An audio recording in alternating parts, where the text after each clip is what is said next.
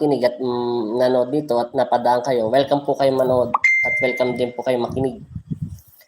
At huwag niyo lang po kalimutan mag-like at mag-subscribe. At ganoon din po sa ginawa kong Facebook page para madali ko po kayong makita. Pwede po kayong mag-message sa Tatak Albularyo Apo Andiel. Hindi niyo po ako makikita. Agad matatanggap po agad yung message niyo. Ito lang po ang payo ko ha. Bilang instrumento ng Diyos. Hindi po talaga kayang gamutin yung tumatawag sa akin. Ang pasyente pag na-stroke po. Kasi stroke po yun. Meron po yun physical, spiritual. Pag ginamot mo po yung spiritual, kailangan rin po siya bumalik sa doktor. Pag wala naman po makita yung medisina, dadalhin niyo po siya sa mga albularyo. Pag natapos po yun, saka po magagamot na maayos yung taong may stroke. Kung pipilitin niyo kung gamutin kayo sa spiritual, napakahirap po. Ang hirap po i-stretch yung mga kamay.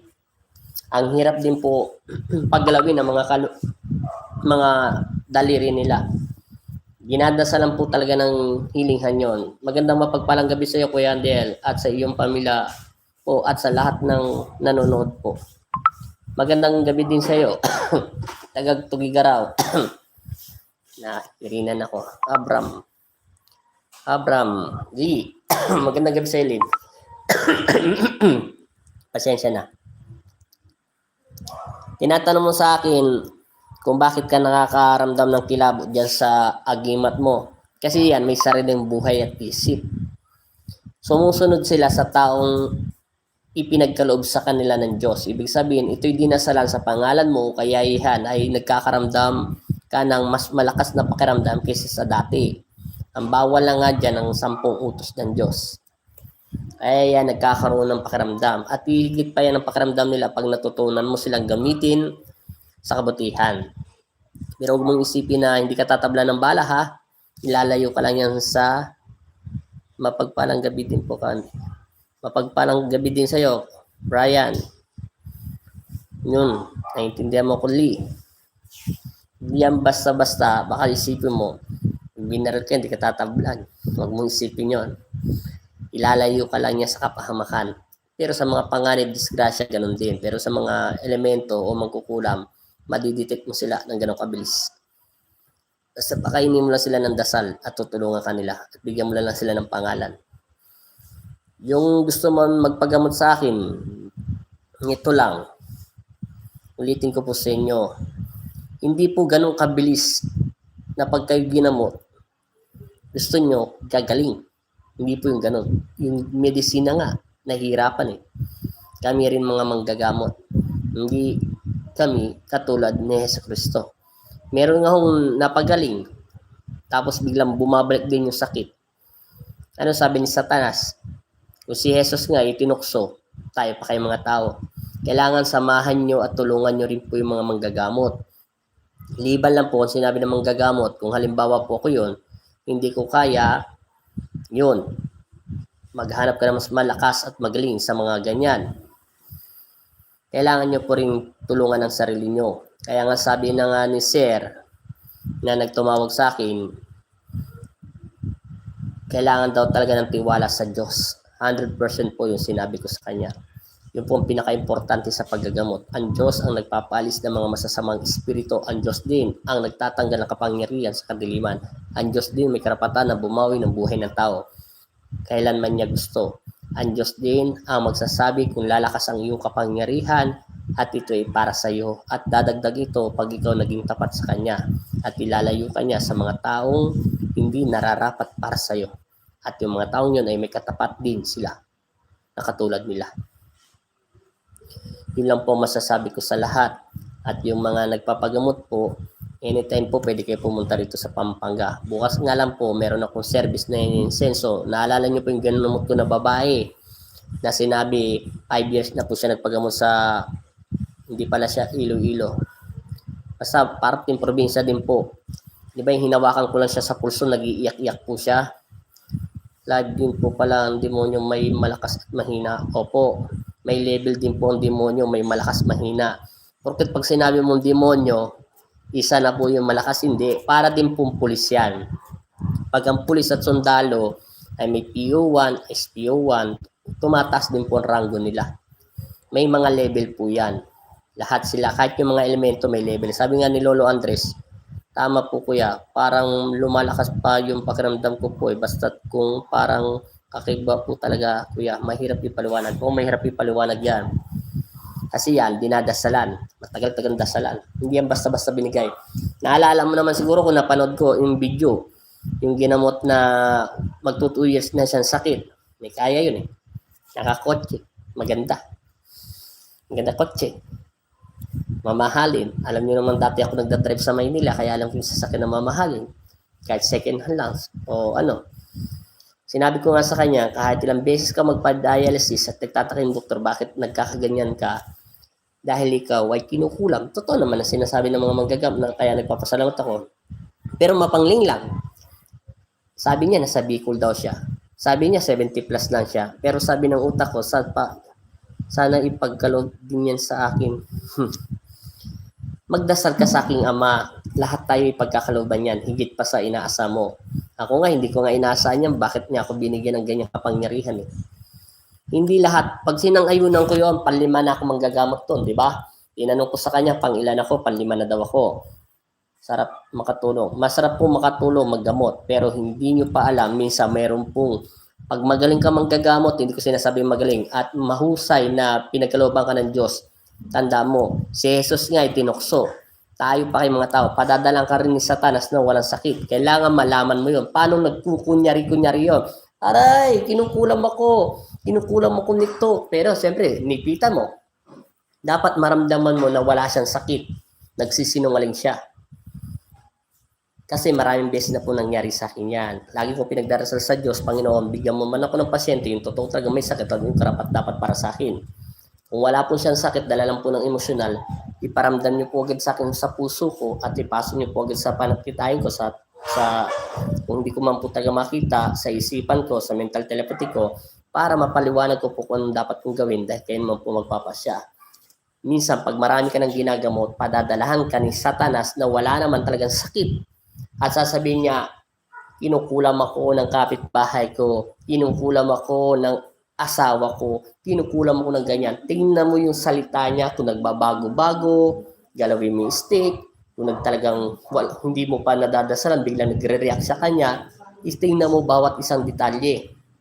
Hindi, kasi ganyan, naisan. Katulad yung kahapon, kung tinang-ayunan ko siya na, nasaan ka? Nasa Bicol ka. Ilang taon ka na? 70 plus. Anong ginagawa mo? Nagtitinda ka. Sino kasama mo? Wala. O ngayon, ang sabi ng Diyos, yan ay sinungaling, ay yan ay lalaki. Nadidetect nasa-serve ng katawan ko na siya ay lalaki. Kita mo na sa Pampanga siya, paano siya napunta sa Bicol? Natural, sa Bicol yung taga-probinsyang Bicol. No? Dahil ayaw niya magpahuli. Sayang yung 20 mil na binayad. Di ba? Yan ang sinasabi ko. Masarap tumulong sa kapwa. Pero sinabi nga ni Sister Yang at saka ni yung taga nagagamot sa Japan at yung isang nagagamot na hindi ko lang mapansin kung saan siya lugar nagpagagamot, masarap nga daw tumulong. Pero minsan yung mga tao daw, hindi nila na-appreciate ang hirap at pagod sa paggagamot. Akala lang nila laruan. Akala lang nila, bumalik ka ng biogesic. Inumin mo, mawala na lagnat mo at gagaling ka na. O pinagkalooban tayo ng Panginoon Kristo ng kapangyarihan at binigyan tayo ng karunungan. Pero iba common sense na lang. Mabuti sana yung nagpapagamot. Sira-sira damit. Yung mga pa, mahaba kuko. At yung mga kamay. At may daladalang anak na hindi ko sinabing hindi nakaligo. Basta't yung mapapansin nyo naman sa araw-araw kayo na maraming taong nakakausap na nalalaman yung lahat ng galaw ng tao. Dati ganyan ako. Sarap kong tumulong. Masaya ako kahit nasa gamot lang ako ng gamot. Minsan pinadala na ko ni Satanas na wala sakit. Hindi ko na in-upload yun. Sinabi ko wala siyang sakit. Isip niya, kinukulam siya ng manugang niya. Oo, galit sa kanya yung manugang niya. Pero hindi siya kinukulam. Pumapasok lagi sa isip niya yun. Ang sabi ko, magdasal lang siya, magsimba. Yun, nakita ko sa simbahan. Yun, nahawakan ng Panginoon Kristo. Maraming bagay na hindi mahirap ipaliwanag. Katulad yung kahapon, 20,000. Galing na siya. Kita nyo ha. Ikaw ba bibili ng pangontra? Mismo ikaw nagsabi sa sarili mo na walang visa. Ay magkano naman yung binili niyang pangontra? Siguro naman napakamahal yun. Ang dami. Ang dami niyang borloloy, ang dami niyang kwintas, ang dami niyang partisano. Di ba sabi niya wala daw visa, kaya sinasabi ng mambabara nakakapasok sa kanya. Sayang ang 20,000, kaya pinili niyang kulamin at pahirapan to. Yun pong ibig kong sabihin.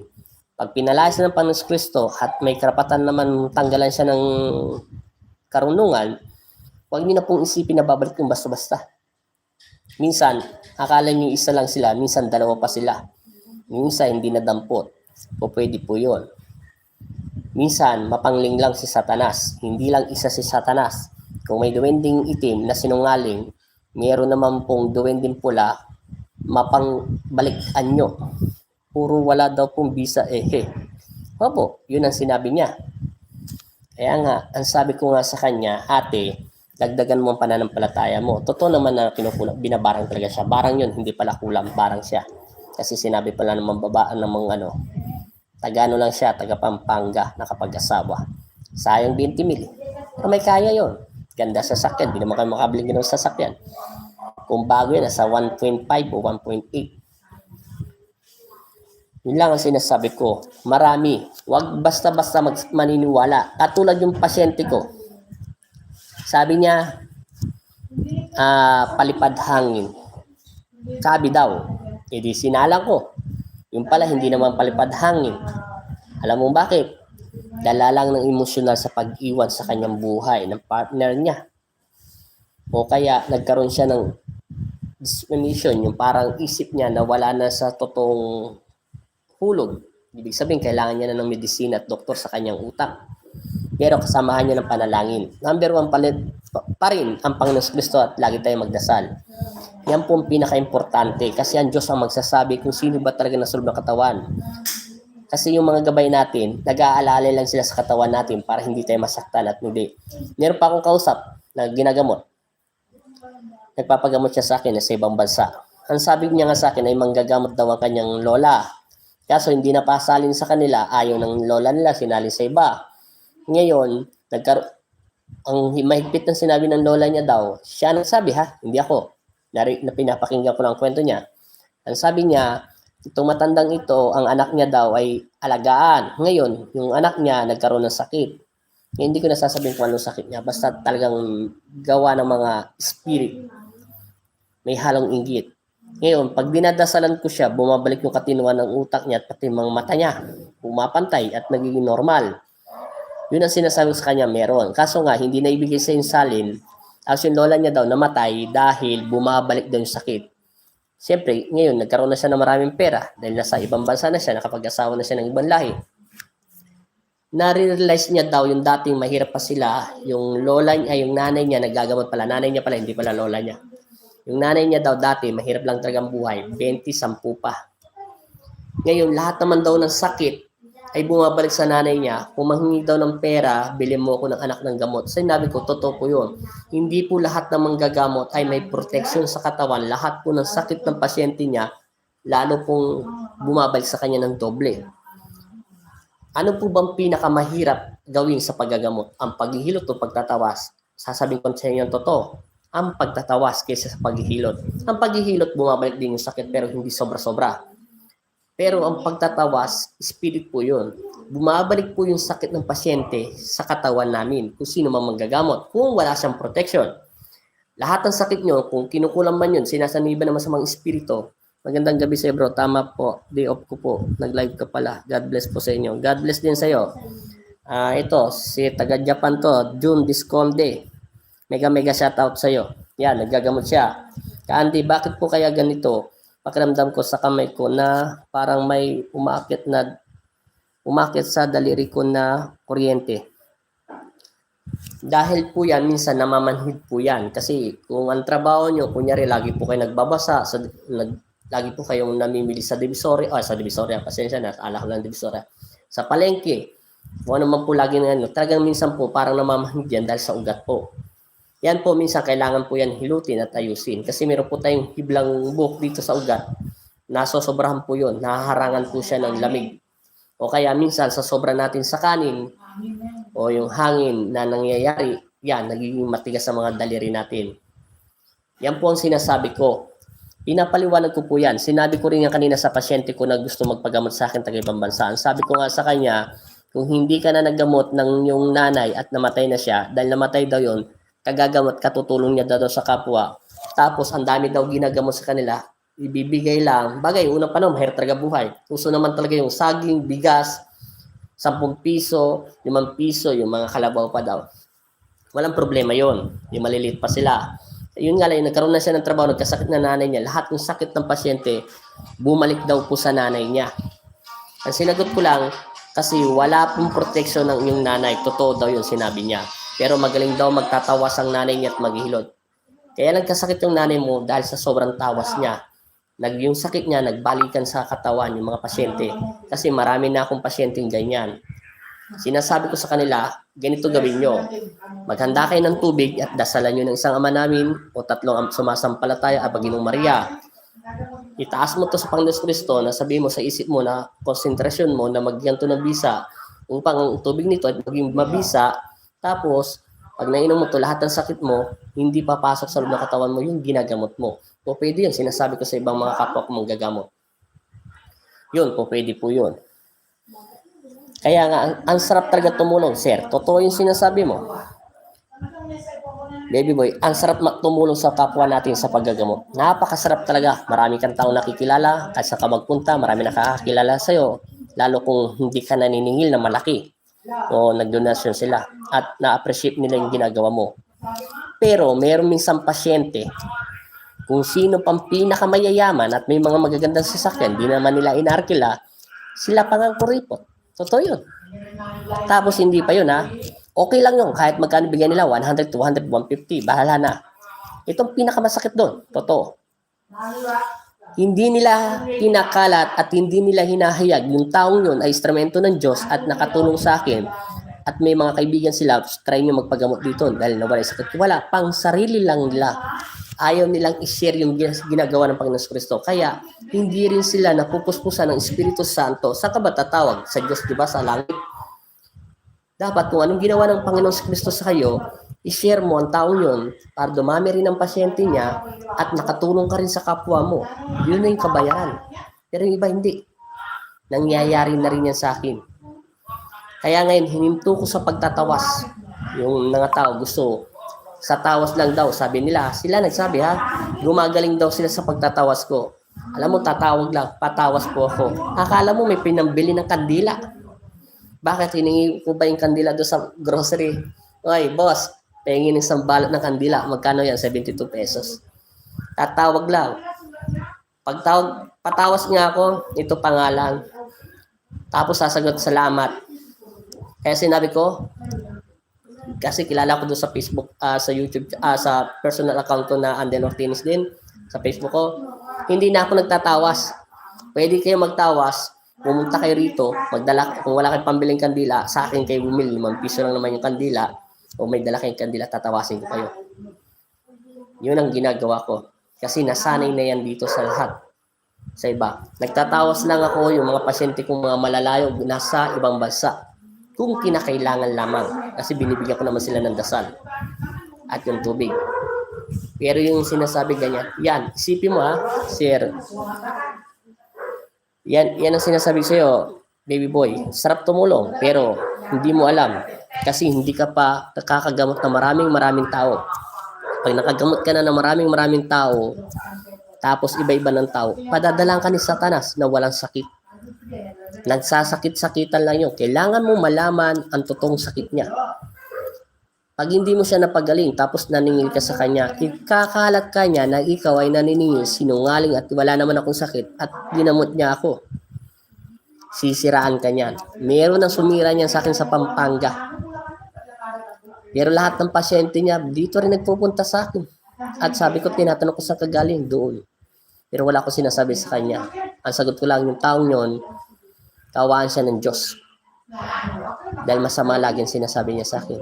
Kasi nawalan siya ng pasyente. Malay ko ba? Hindi ko siya tinatapatan at hindi ko siya inaangatan. Pero marami akong kilala dito manggagamot sa Pampanga, matatanda na. Pag hindi nila kaya, lalo sa paghihilot ng ibang, yung natural lang, hindi ka gagamitan ng spiritual. Nagagawa ko yun kasi nasanay na ako sa lola ko nun. May kanya-kanyang technique sa paghihilot. Oo nga, madalas nga nangyayari yan. Marami talagang subok. Marami yan, nagsusubok sa pagkapangyarihan ng Diyos. Hindi lang isa, dalawa. Pag-aawayin lang kayo. Kaya kung napapansin nyo kung maggamot, mabusisi. Hindi ko yan tinitingnan, pinapakaramdam ko ang espiritu niya, kung nagsasamali siya nagsasalita, kung nagbabago bang liwanag ng espiritu niya, kung may sumasalim na madilim na nangungunat, nagsisinungaling at nagsasabi, umaangat. Malaki pong paghanga ko sa iyo, Candy. Huwag ka sa akin umanga. Umanga ka sa aking ama at sa iyong sarili. Katulad nyo lang ako tao. Diba sinabi ko nga sa inyo, ako ay sasabsaban lang na dampot ng Poong Nazareno sa Divisoria. Ako ay maraming sakit. Hindi ko rin alam kung pinakikinggan ako ng Panginoon Kristo. Lagi lang ako nakatingin sa langit. Oo, nagdadrive ako. Nakikita ko araw-araw sa loob ng... Kasi yung Quiapo, nakakapasok kami dati. Yun, totoo yun. Binigyan niya lang ako. Gifted niya lang to sa akin. Pinagkalob niya lang sa akin to. Sinishare lang to. Ang kapangyarihan. Lahat tayo may kapangyarihan, sabi ng Diyos. Pero ulitin ko, hindi pumapasok ang Panginoong Kristo sa katawan ng tao kung hindi ang Diyos ang nagagamot. Siya ang nagdidikta, hindi tayo. Hindi rin pumapasok ang mahal ng ina sa ating katawan kung hindi ang Diyos pa rin ang nagagamot. Gabay. Ang mahal na ina ni Jesus, marunong din siya maggamot. At marunong din siya magpalayas dahil siya ang ina ng Panginoong Kristo. Kasi yung hindi pa ako nagagamot sa Divisoria sa Quiapo, marami ka doon makikilala, pati doon sa Delpan. May bata doon na nag-jeep ako dati, ano ba tag nito? Nagmamariwana.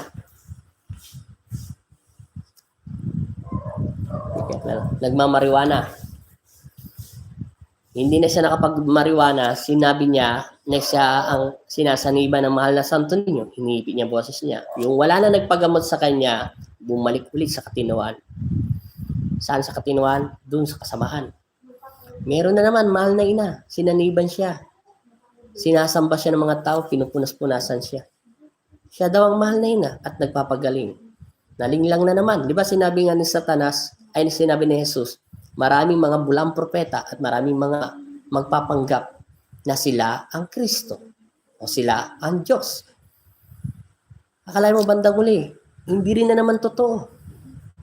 Yung pala ay namimira lang sa tao at hindi siya sinasapian. Nangyari yun. Maraming beses na yun nangyayari kahit doon sa may abinida. Marami na kaganyan. Meron naman Santo Niño. Tumutulo daw ng langis. Totoo nga, tumutulo ng langis. Umiihi. Langis daw. Dahil may remote control. Marami na po akong nakita niya sa Divisoria. Eh kung sabihin ko sa inyo kayong nanonood sa akin na sumasanib ang Poong Nazareno, pero hindi ko naman alam boses ng Poong Nazareno. Dahil siya ang may hawak sa akin. Sinilyohan niya ako. Binasbasan niya ang ulo ko. At sinilyohan niya yung dalawang kamay ko.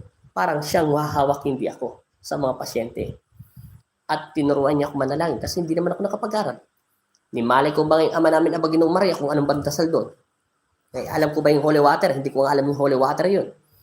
At binigyan niya ako ng inang Salome ko ng Latin, mahaba, pati ng lolo ko, dahil sila ang ginamit instrumento ng Diyos para maipaliwanag sa akin ng gusto. Ang masama, hindi ko naman mabasa dahil hindi ako marunong magbasa. Ang ginawa ng Diyos, natutulog ako, hinawakan niya ulo ko, parang nilagyan niya ako ng dasal sa utak ko. Ganong kabait ang Panginoon. Kung mangmang ka, aminin mo. Totoo. Pero, kala ko nga, ako lang may pinakatanga pala eh. Mayroon pa palang tanga sa akin. Sabi nga dyan sa may nag-comment sa akin, bakit ko daw kinukuhanan ng video yung nag-trending na video sa akin? Malay ko, ako ba kumukuha ng video? Kinuha ko lang, kita mo, hindi nga ako marunong mag-post sa YouTube. Yung mga taong nagsimba, walang cut yun. Diretso-diretso. Eh, may magdamura doon. Hindi ko naman alam na bawal magmura sa YouTube. Yun. Marami pa ginamot ang Poong Nazareno ditong namatay na buhay. Hindi ko pa nakuha. Marami pang exorcist dito nag-angatan.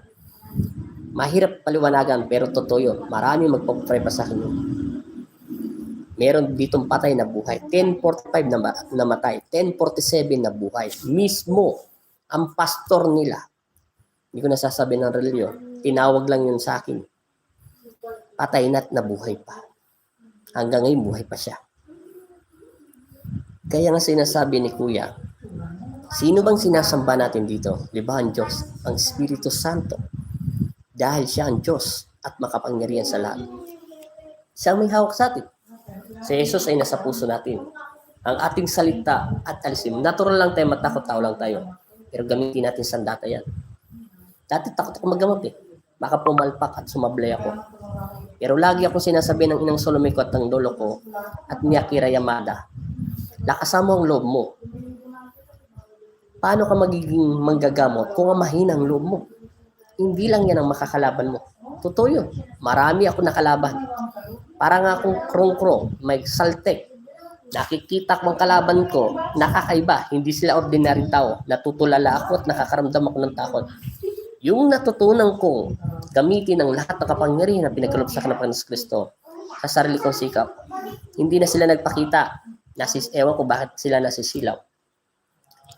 Pinapunta ako sa panaginip sa may bundok ng San Pablo, Laguna, sa inapakan ni Jesus. Ikaw ba pupunta sa panaginip na kinausap? Hindi ko alam kung, ang Diyos yun, ang Anghel ng Panginoon Kristo. Naririnig ko siya pero hindi ko siya makita. Para ako nakikipag-usap sa isang maliwanag na hindi naman nakakasilaw. Nakakasilaw pero hindi ako nakakatitig sa kanya. Pero hindi siya yung araw na para akong masunog ang aking katawan. Pumunta ako doon. Magdasal daw ako doon. May pumasok na bato sa loob ng katawan ko. Hello. Mega shout to Ate Sarbantas. Watching to Saudi. Mega shout out Yun lang ang sinasabi ko. Sana po, Candy, balang araw ay maturuan niyo po ako maggamot para makatulong din po ako sa kapwa ko at maging instrumento ng Diyos Ama sa langit. Walang problema. Basta sinabi ko lang sa inyo, maging totoo kayo sa sarili niyo. Kung anong tinuro sa akin ng Pong Nazareno, itinuturo ko po sa lahat ng pasyente ko. Aminin mo lang ang kasalanan mo sa Diyos para hindi makita ni Satanas ang kasalanan mo. Tandaan mo, meron akong ginamot na hindi pa ako nagbibidyo. Ito totoo. Pawang katotohanan at katotohanan lang naman to. May isang babae na sinaniban.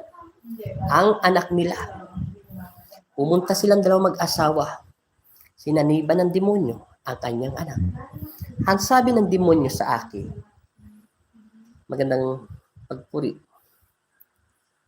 Yung video mo, yung black magic, bata pa yung lalaki.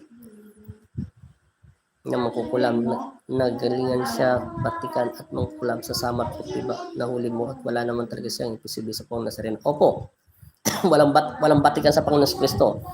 Yung black magic na lalaki, hindi na bata yon. 76, hindi 76 siya. Nasa 51 years old pa lang siya. May edad na rin siya. At yun ay galing sa ninuno niya. Ipapaliwanag ko sa inyo, meron akong ginamot dati na hindi pa ako nag-video. Mag-asawa na may kaya. Ang isang anak nila babae, sinaniban ng demonyo. Kasi sila mag-asawa, lagi sila nagtatrabaho. Hindi na sila nagdarasal sa Diyos. Yung anak nila napababayan na. Pinagamot nila sa doktor, walang makita. Pinagamot sa pare, kinausap maigi. Alam mo ba ang sabi ng demonyo sa akin, yung nasa punta na sa akin? Hindi ko alam, basta marami na, mahigit 20 na siya nagamot. Doon pa ako nakatira sa kapatid ko yun. Dito rin sa Pampanga. Ang sabi nga sa akin ng demonyo, instrumento ka lang. Bakit mo ko pinapakalaman sa katawan ng taong to? Pero iba boss niya, babae na, pero naging boses lalaki. Nakikita mo ba ang mga magulang niya? Sumagot ako, oo, nakikita ko siya.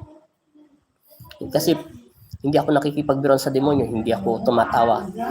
Ang sabi niya sa akin, alam mo ba ang mga kasalanan nila kung bakit ako nakapasok sa kanilang anak? Malay ko, hindi naman ako manghuhula. Kung sabihin ko sa yung totoo, maniniwala ka. Sinabi mo, di paniniwalaan kita. Sinabi ko sa kanya, totoo yun. Marami akong kayang ipatunayan yun. Ang sabi ng demonyo sa babae, iyang babae yan ay mayroong lalaki. At itong lalaki nito ay mayroong babae. Tumatawag ba sila sa Diyos mo? Na Panginoon nyo. Sumagot ako sa kanya, Kung hindi sila tumatawag sa aking ama, wala kang karapatan na pangunahan ng taong ito. Yun ang sinasabi ko. Totoo yun, nangyari sa akin yun. Bago ko napalayas ang demonyo doon sa katawan ng bata, dahil yung bata ay nawala ng tiwala sa Diyos at hindi na siya naalagaan ng kanyang pamilya dahil naghiwalay sila. Naging broken family ang batang ito. 15 years old lang to. Hindi na siya makalakad at ang marami ng tao nagamot sa kanya at mga doktor. Siya ay mamamatay na daw ng alas 12. Sinabi ko sa mga tao sa kanila, totoo yun. Hindi pa ako nag-iipit yun. Kaya kong patunayan yun. Kahit samahan ko pa kayo, kung merong magpapatotoo, yun ay totoo. Hindi ako nagsisinungaling. Saksi ang langit at ang Panginoon Kristo. Hindi ko siya inipitan. Kinuha ko ng kakilala kong manggagamot, ipinagamot sa akin. Hindi nga sila naniniwala, manggagamot ako eh. Dahil ako ay nasa upuan lang at nagtatimtim ng panalangin. Dumating yung sa ambulansya. Nauna ko na kasi nakwento, basta binuhat yung sa ambulansya at pinagdalakan. Mamamatay na. Mismo ang doktor nagsabi kasi hindi na siya kumakain ng 2 buwan o 3 buwan. Kaya ako natandaan yun, December yun. 3 days na lang o 4 na araw magpapasko na. Ang sabi ko sa kanya sa batang yon, ikaw ay gagaling pa. Kung tutulungan mo ako, tutulungan kita. Pero maniwala ka lang sa aking ama. Sa araw na yun, wala akong ginawa sa kanya. Kung hindi, idinikit ko lang ang 2 palad ko sa likuran niya at hinilot ko lang yon at dinasalan ko lang, pininom ko lang ng tubig. Sabi ko, tumayo siya. Tumayo ang bata. Hindi sila mapaniwala. Na tingin nila sa akin ay bata. Kasi alam nila yung paggagamot, mga matatanda na. Sumagot ako, hindi nasusukat ang paggagamot kung bata ito matanda. Eh kung matanda na ako, mahihikayat nyo pa kaya ako dyan pumunta sa inyong hating gabi. Alas 9 pa ng gabi yun. 4 na araw na lang yun, magpapasko na. Natupad ang pangarap ng bata, nagsama ang kanyang magulang, pero hindi pwede magsama kasi may mga kanya-kanya na. At ang mga kamag-anak niya. Sa araw na yun, ay yun ang batang yun, ay nakapag-asawa na ngayon. Simula ngayon, 4 na taon na nangyari yun, simula ngayon. Pero hindi ako dati nagkukuha ng video. Wala akong ginawa kung hindi kinausap ko lang siya at pinalayas ko lang ang demonyo sa kanyang katawan. Kaya kong patunayan yun. Dahil pag ako nagsinabi ko, kaya kong gawin yun. Dahil yun ay totoo. Kahit sino pumunta at tanongin kung saan siya nakatira, isang gamutan lang yun.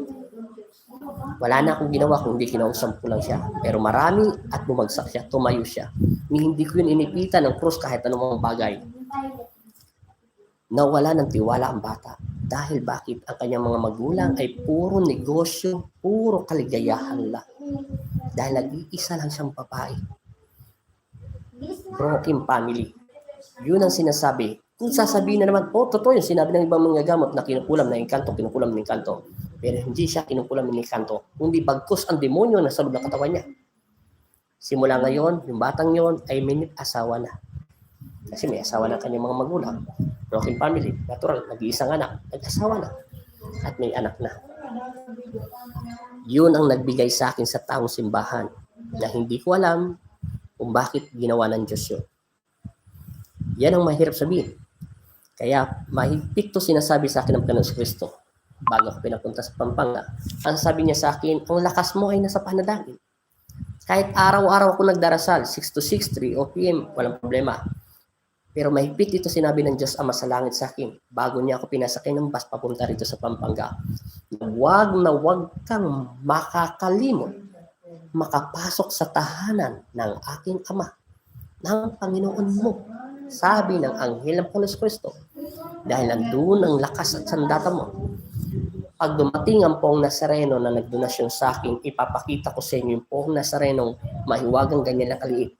At isang rosaryo lang ang pinabili niya sa akin. Nakalimutan ko pa bumili ng rosaryo, pinababa niya ulit ako ng bus. Dahil sa panaginip yun, yun lang ang ginawa kong sandata. At itinuro niya na sa akin lahat sa utak ko. Yan nga, mahirap ipaliwanag. Paano ako nagkaroon ng kapangyarihan ng ganun? Isa lang akong mangmang, hindi nakapag-aral. Sa kalsada, natutulog. Kakargador sa Divisoria. Nagtatricycle hanggang natuto sa pagigib. Marami akong sakit. Kaya ko rin patunayan yun dahil nandun lang sa Delpan ang hospital na Gat Andres Bonifacio. May record ako doon. Bakit nawala lahat ng sakit ko? Dahil sa tiwala ko sa Diyos. Hindi ako nawala ng pag-asa. Malay ko ba kung pinakikinggan niya ako? Minsan nga nakatingin ako sa buwan. Kala ko ang Diyos ay nasa buwan. Tinititigan ko, umiyak ako. Gusto ko nang mawala at kunin niya na ako. Halos gumagapang na ako. Pero ito, binigay niya sa akin lakas. Diba nakwento ko nga sa inyo, hindi ko matanggap na pinlansya ako na nagpapalaki sa akin.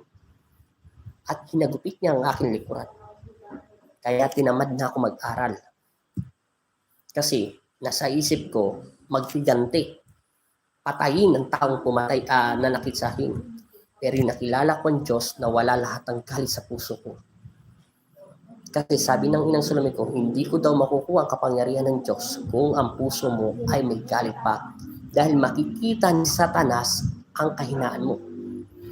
Kaya nga, kung gusto nyo matuto sa paggagamot, walang problema, Ryan. Alisin mo ang nakaramong buhay. Tanggapin mo kung sino ka. Lahat ng tao ay nagkakasala. Walang perpekto. Kahit ako nagkasala din ako sa aking ama. Yun lang ang sinasabi ko. Kung gusto mo makuha kapangyarihan ng aking ama, nasa inyong puso na lahat yan. Tayong lahat ay anak niya. Binigyan tayo ng kapamahalaan upang daigin ang kapangyarihan ng mga kadiliman. Hindi lang natin magawa yun dahil judgmental, mapag-isip, mapangusga. Katulad nga sa akin dyan. Yung nagtitinding ng video ko na Mabilis Mong Hour, marami nagko-comment doon. Hina-heart ko na lang. Ang sagot, scripted. Pangalawa, tumatawa.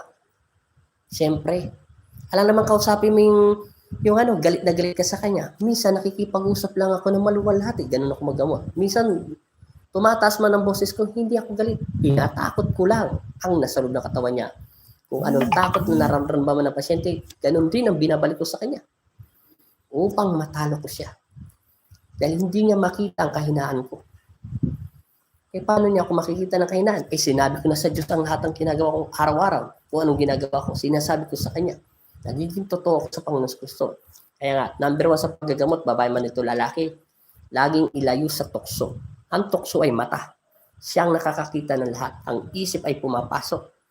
Paano mong papaglabanan? Lahat tayo ay may kahinaan. Kung anong kahinaan mo, yun ang gagamitin ni Satanas. Lagi niyang unang tatargetin sa mga manggagamot. Kung mahilig ka sa laman at mahina ka, uunahin niya, papakitaan ka. Kaya nga mahigpit ito sinasabi ng Panginoon Kristo. Huwag kang maggagamot na ikaw ay nakasando at nakahubad. Hindi ako bababa sa iyo. Hindi kita bibigyan ng kapangyarihan dahil ang iyong katawan ay binabasbasan ko dahil ako ang nagagamot sa mga tao. Papapasukin mo ako sa katawan mo nakahubad. Ano ka ba? Manggagamot ka ba? Gagamitin mo ang aking kapangyarihan para magpahubad at magpalaki ng katawan sa pasyente mo? Galangin mo ang aking ama. Yun ang sinasabi niya. At bawal din maggamot na nakashoot.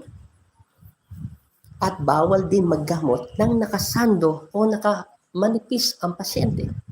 O lalo itong nakashort na mas maikli. Kung ikaw ay matino, bakit ka magpapagamot ng gano'n? Ako pinapagalitan ko pasyente ko. Kaya ginagawa ko, sabi ng asawa ko, magdala ko. Pag meron man dyan emergency talaga, dalan mo. Kung ikaw ay magpapagamot, magsuot ka ng kahit nakasimple lang para gamutin ka ng Diyos. Dapat pangalawa, dagdagan mo ang pananampalataya mo. Ganun ang paggagamot. Kaya nga mayroon akong ginamot eh. Di ba sinabi niya, 6,000 ang binayad niya. Hiningi lang siya ng picture at tanong ko, kinausap ka ba ganito? Yung parang ganito? Binulungan ka pa, dinasala ka? Hindi. Sekretary na lang daw. 3,000 yung pangontra niya, yung black magic. Tapos nagpagamot na siya sa ibang YouTube. Tapos sabi nga may nagamot daw sa kanya, alauna. Sagot ko lang, baka nasa ibang bansa yung manggagamot. Hindi, nasa Pilipinas lang. Pero gusto niya, alauna hanggang alas 4 niya ako kakausapin. Ako lang. Sabi ko, may kling-kling yun. Ako isang manggagamot, kakausapin kita, alauna hanggang alas 4 ng madaling araw. Hindi na paggagamot yun. Ano na manyakis. Tinitingnan niya yung babae at gusto niya daw gamutin na kailangan daw hindi naka-t-shirt, kailangan yung nakabakat, yung dibdib ng babae. Hindi paggagamot po yun. Ang paggagamot ay ginagalang ang ating Ama dahil yan ay binabasbasan ng templo natin, espiritu, tayo. Ay siya ay gumagabay, hinahawakan niya ulo natin at ang mga kamay niya ay kamay mo. Yung pong ibig sabihin ng paggagamot sa spiritual. Kaya ito ay sinasabi ko lang ang totoo sa inyo. Walang pumapasok kahit ang pong Nazareno, siya ang nagpadala sa akin dito sa lugar ng Pampanga. Malapit kami sa SM San Fernando, Guagua. Ascomo, Barangay Ascomo. Hindi niya ako sinabihan na ako'y pumasok sa iyo. Sinilyuhan niya lang ang aking kamay. Ang kamay mo, hindi mo kamay. Kamay ko yan. Ang mata mo ay mata ko yan. Pinahiram ko lang sa iyo. Upang makita mo ang kalaban mo, ang pandama mo ay pinalakasan ko para maramdaman mo ang kalaban mo. Kung saan man siya atake, hindi ako sumasanib sa iyo. Huwag mong sabihin na ikaw ay ako. Pasensya na ho kayo. May tumatawag lang. Kaya na-delay yung message natin. Yun lang po masasabi ko muna.